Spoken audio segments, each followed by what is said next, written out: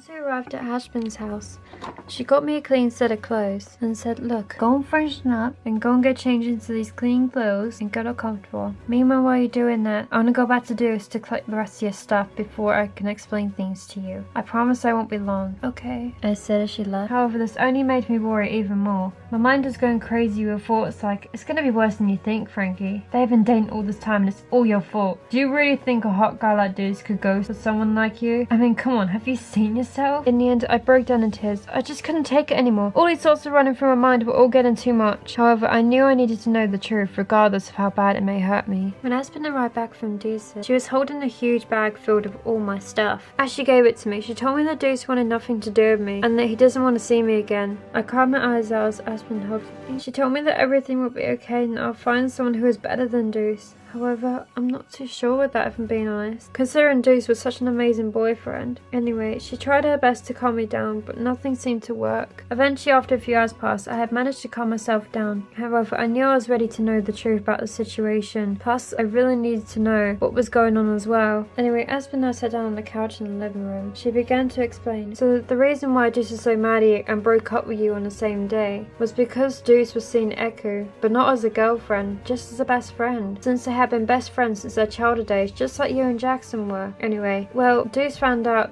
that Jackson was lying about Rose and his relationship being so perfect and amazing, as you already knew. That's only the beginning of it all. Basically, Echo had some proof, which contained some texts and phone calls of Jackson threatening to kill Echo if she was to tell anyone what he was doing to her. However, he wouldn't be the one doing it to her. He would have gotten you to kill her with your hair powers, which is why he wanted you to hate Echo for so much. This is all because she was the only girl in school who rejected him since she knew his true side, which was extremely dangerous. Jackson wanted me to get Echo to act like she liked him at the time, but the truth was that he wanted you to use your powers in front of her for some revenge. He basically was using you all along for only your powers. This is the reason why Deuce is so mad at you and broke up with you, since you didn't let her explain her side of the whole story all along. I mean, she was planning on thanking you for saving her life by killing Jackson. I was extremely shocked. I mean, I felt so disgusted and ashamed of myself with what I did to Echo. I told Aspen's texter about just how sorry I really was for what I did to her. She told me that she was going to invite Echo to come over tomorrow so she can show me the proof that she had on her. However, what I felt most disgusted by was that I was friends with a psychopathic murderer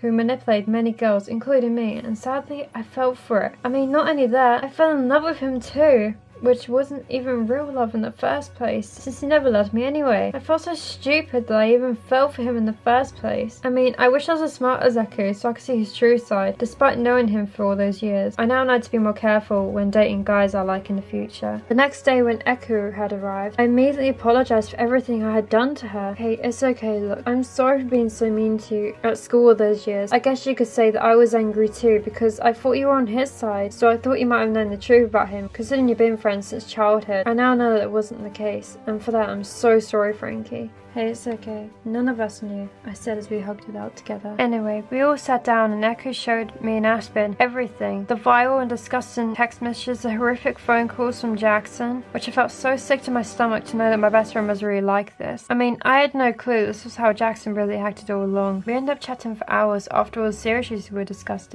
As time went on, me and Echo slowly but surely started to become best friends, which I had never expected to happen in my life. Things are really looking better and brighter and looking up until I found out this.